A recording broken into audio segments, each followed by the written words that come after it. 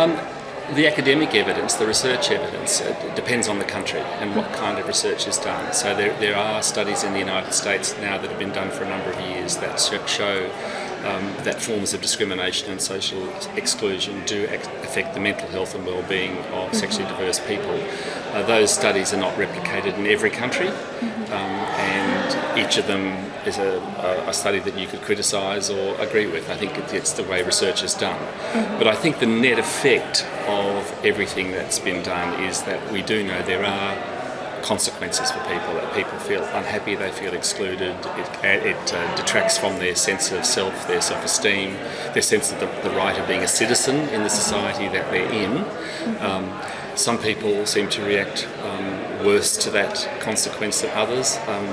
There's many gay activists and lesbian activists I know who don't care. I mean, it doesn't worry them. I think it's a very hard thing to measure and to say that it's absolutely 100% this way or that way. And it's very culture and country specific. Yeah.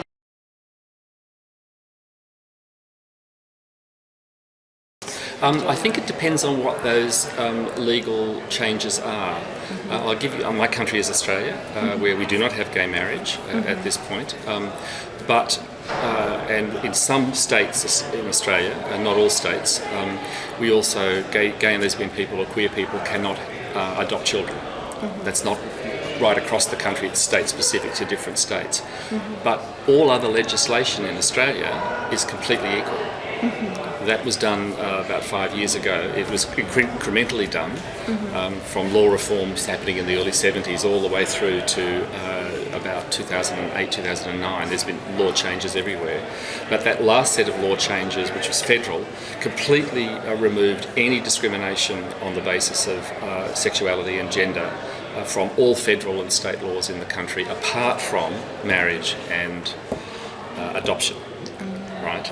So tax law, making a will, property ownership law, dissolving a relationship and having disputes about property ownership in the courts, all of that was completely equalised, and pension schemes, all of those things were equalised.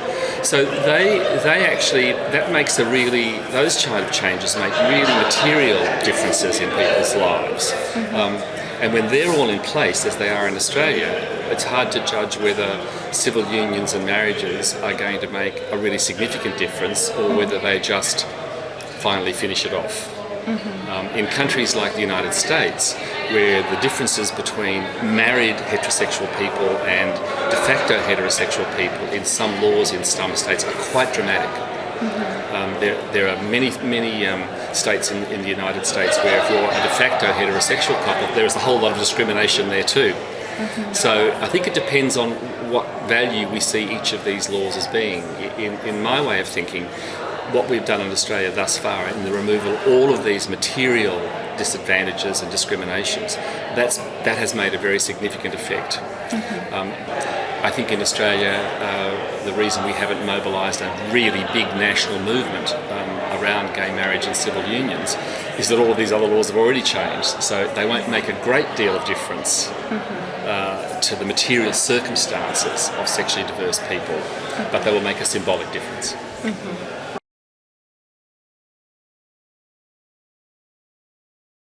There are some people for whom marriage is a sacred act ordained under religious circumstances, whether it be Christian or whether it be Islamic or whatever the religious circumstances. And some of those people do feel, I think, that their commitments to those kinds of marriages or unions are being damaged by opening it up to same-sex relationships. I mean, that's their particular point of view. I regard that as prejudice. I don't think it's a fair point of view.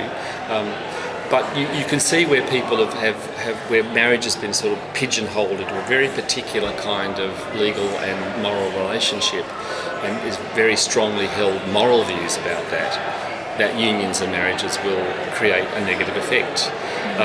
My response to that is your problem, not ours. The negative effect on the other side for people who are excluded from those possibilities of marriages and unions is in fact far greater. These people who are already married or in unions under the existing laws in my country, nothing is going to change about their circumstances. Their marriages are not any less valued in the law. They're not going to have material changes in their circumstances. The rest of the world will still see them exactly the same as they are. So if they see some reduction in value for their own relationship that is literally inside their head, it is not in the material circumstances of their lives. And we can't fix that. They're going to have that problem in their head no matter what happens. But the material effects in different cultures of being excluded from those possibilities are very real. As I say, minimal in Australia, but larger in many other countries. And I think that has to outweigh any sense of outrage or symbolic change in the existing circumstances for other people. It is about equality as citizens in a given society at any time.